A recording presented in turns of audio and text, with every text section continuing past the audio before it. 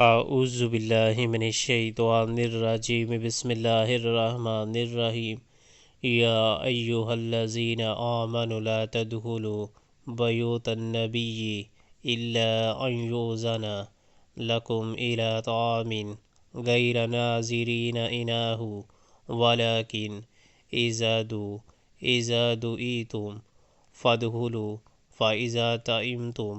فانتشروا ولا مستانسین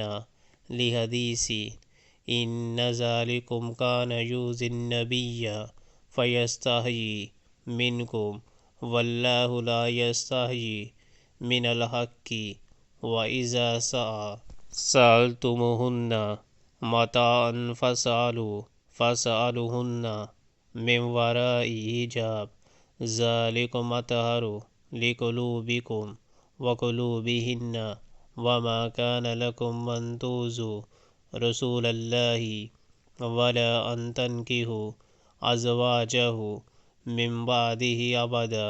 ان ذالکم کان عند اللہ عظیما۔ اے لوگو جو ایمان لائے ہو، نبی صلی اللہ علیہ وآلہ وسلم کے گھروں میں بلا اجازت نہ چلے آیا کرو، نہ کھانے کا وقت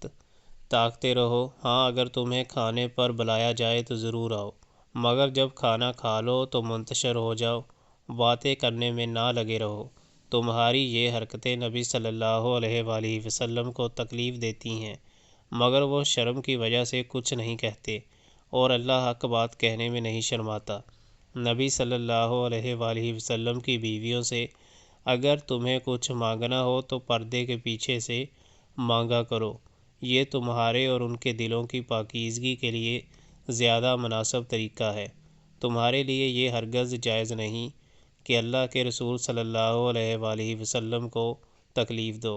اور نہ یہ جائز ہے کہ ان کے بعد ان کی بیویوں سے نکاح کرو، یہ اللہ کے نزدیک بہت بڑا گناہ ہے۔